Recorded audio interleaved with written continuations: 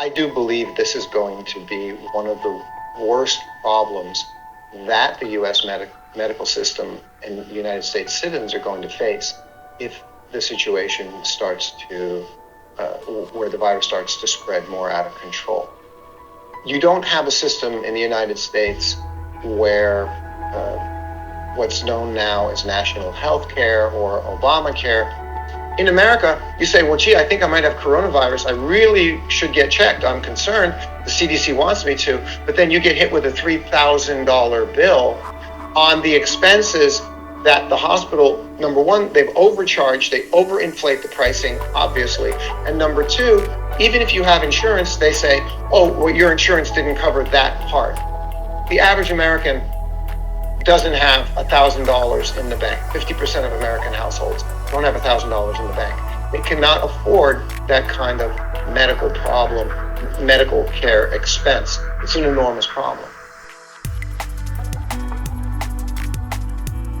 And unfortunately, out of Western media, you're getting not just a response to a healthcare crisis, but anti-China political rhetoric, which never stops, which never ends. And this is really a disgrace. This is a disgrace, it's disrespectful, and it doesn't help people anywhere in the world from any country. We have to consider the proper way to respond as China is dealing with the coronavirus outbreak. But now it's a world outbreak. China, in fact, has gotten it under control very quickly. The proper way to respond would have been to respond with love, compassion, and cooperation, not with what so much of the legacy Western media has come up with, even in a humanitarian crisis, anti-China rhetoric and bias and empty accusations. It's disgraceful, it's inappropriate, and it's irresponsible.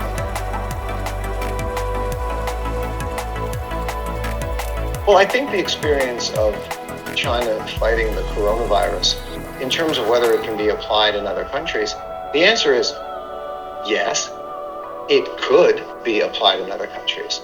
And it should be applied in other countries because it's been remarkably effective, as the WHO and many other organizations and leaders across the world and institutions have recognized. China has done a great job. Do I think it will be applied? Unfortunately, no, I don't. When we talk about the reasons that I fear they won't apply it, it has a lot to do with their political systems and political ideology. But I want to say that every form of government has advantages and disadvantages, and every country is great in its way, and every country has problems. And the governments go about a different way of how to deal with things. In China, where the people are more used to the idea of saying, hey, we need to follow and work with the government. Whereas in America, there's more of a rebellious and independent type thinking and government system that promotes that thinking, which means that in a situation like this, when you need cooperation, you're not going to get it as well as you would have gotten it here in China for the last several weeks.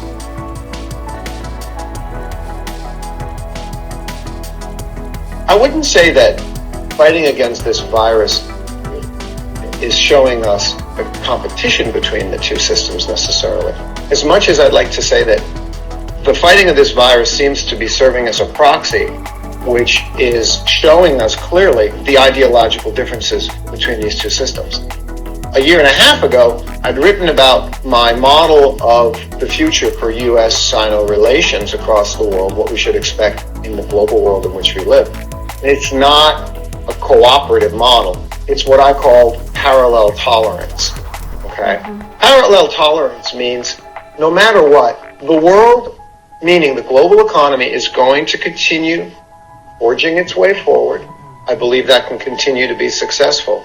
But the fact of the matter is, you have the American-rooted ideology, you have the China-rooted ideology and way of living.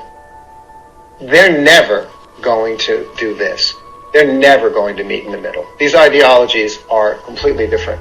But both countries do recognize there's a need to cooperate moving forward, as Henry Kissinger so well stated.